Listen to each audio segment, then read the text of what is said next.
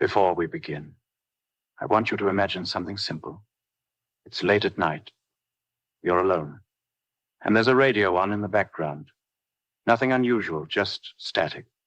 Talk shows, music fading in and out. Normal things. But then you hear your name. Not clearly. Not loudly. Just buried inside the noise. Like something is trying to speak through the wrong channel. Tonight's story is about a late-night radio host. A man used to silence between calls. Used to empty lines. Used to the feeling that no one is really listening. Until one night, someone starts calling in. And they don't sound like a listener. They sound like they're already inside the broadcast. And whatever you do, if you ever hear a voice that knows what you're going to say before you say it, don't respond. This is The Voice on Channel 6. Most people think radio is about voices. It isn't. It's about gaps between them.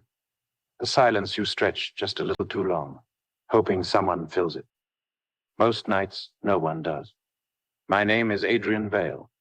I host the 1 a.m. to 4 a.m. slot on Channel 6 FM. Or at least I did, back when the station still made sense. Night shifts are different. You start talking to no one in particular. You stop expecting replies. And eventually, you stop noticing when the replies begin. That night started like any other. Rain against the studio windows. Muted city glow. A stack of caller requests that would never be answered. Channel 6, you're on air, I said automatically. Silence. Then static. Then the usual hang-up. I almost moved on. But then, something changed in the noise. A pattern. Not random. Too structured. Like breathing, hiding inside interference. Hello? I said. A voice answered. Not loud. Not distorted. Just wrong in how clear it was. I can hear you, it said. I checked the console. Line 1 wasn't lit. No incoming signal. No trace. Who's this? I asked. A pause. Then, you'll say my name soon. I laughed. Because that's what you do. Because otherwise, you'd have to think about it. All right, I said. Try me. Static. Longer this time. Almost comfortable. Then the voice spoke again. Adrian? I froze. Not because it said my name, but because it said it like it had always known how I would react. No hesitation. No curiosity. Just certainty. Okay, I said slowly. How did you get this line? A soft sound came through, almost like amusement. You open it every night, it said.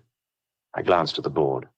Every line was inactive, except Channel 6's internal test frequency. Line 06-6. It wasn't meant for public use. You're on a closed loop, I said. Someone's pranking the system. No, the voice replied. Someone is listening. I called tech. No answer. Of course.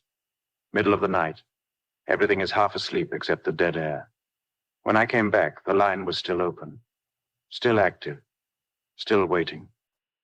Are you still there? I asked. Yes, it said immediately. Too immediately. Like it never left. I muted the mic. Checked levels. Nothing abnormal. No signal bleed, no external feed. I unmuted. I'm going to hang up. A pause. Then, you won't. That was the first time I felt it. Not fear, exactly. More like recognition. Like I was part of something I hadn't agreed to. Why wouldn't I asked. The voice lowered slightly. Not volume. Intent. Because you already answered me. At 1:37 a.m., the first real caller came through. Line 2. Working normally. A woman. Shaky voice. Late 20s, maybe. Is this Channel 6? She asked. Yes, I said. I'm here. I think someone is talking through my radio, she said. I leaned forward. Talking? How? It knows what I'm doing before I do it, she said. A nervous laugh. I changed stations and it followed me. I glanced at line 6. Still open. Still silent. What is it saying? I asked. She hesitated. Then, it says you're going to ask me that. The room felt colder. Not temperature. Something else. Like the air lost interest in staying warm. What else? I asked carefully. Static on her line. Then a second voice layered underneath hers. Soft. Familiar. Mine. Except I hadn't spoken. I told you, the voice from line 6 said. People always arrive after I do. The caller screamed. Then silence. Line dropped. I shut off the console for line 6. Physically disconnected it. Pulled the cable. It stayed on. That's when I stopped treating it like equipment. I grabbed the log sheet. Checked timestamps. Line 6 had been active since before I arrived. Before the show started. Before the station even powered on. Which was impossible. And yet, there it was. Waiting. You shouldn't be here, I said quietly. I know, it replied. I didn't touch the mic. I didn't need to. It still hurt me. After that, calls increased. Not in volume. In precision. Each caller described something different. But all of them shared one thing. They were already aware of line 6. Before they called. A man said his alarm clock spoke to him in my voice. A teenager said her TV only showed the studio when she changed channels. A taxi driver said the radio in his car kept repeating my breathing. Every story ended the same way. They told me you would ask that. And line 6 always followed. Always responding. Always present. Never initiating. Just continuing. At 2:58 a.m., I shut off every external line. Only line 6 remained. I should have left. I didn't. That's the part I still can't explain. You're collecting them, I said. Yes, it replied. For what? A pause, longer than before.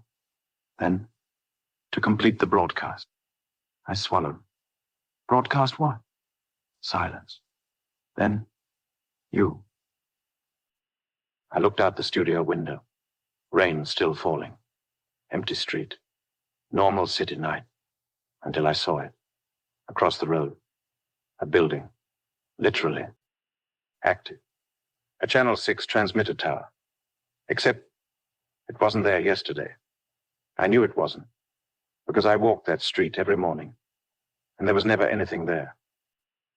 Do you see it? I asked. Yes, the voice said. I didn't ask who I was talking to anymore.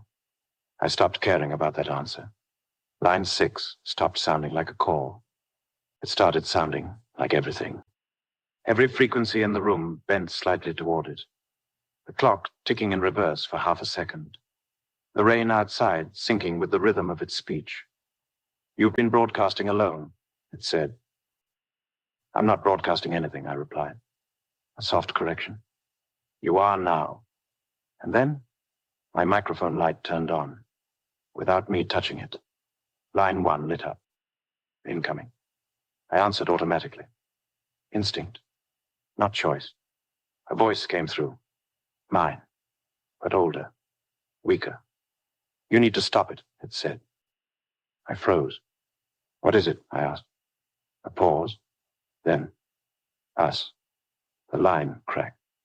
Static flooded everything. Line 6 spoke again. Calm. Close. Too close. Now you understand. The studio monitors flickered. Not off. Not on. Something in between.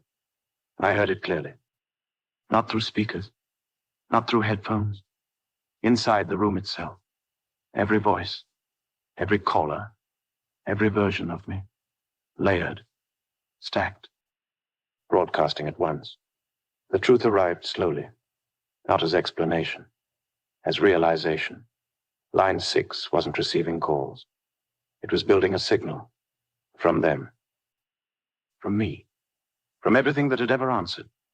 And now it had enough. You're not a host, it said softly. You're a node. The door's locked. Not electronically.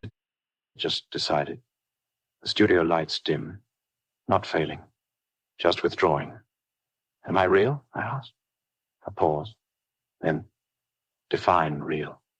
I couldn't. Not anymore. The microphone turned itself on. Final broadcast signal active. And I understood. This wasn't the first night. Just the first time I noticed. If you're still listening, you might want to check your radio, your speakers, your phone, anything that receives sound. Because sometimes signals don't stop when the broadcast ends. They just change frequency. If you enjoyed this story, don't forget to like, subscribe, and turn on notifications. There are more transmissions coming. And not all of them are from us. And if you've ever heard something in the static, something that sounded almost like your name, leave it in the comments. But don't expect a reply. Some channels don't wait for permission to open. Sleep well. Channel 6 is still live.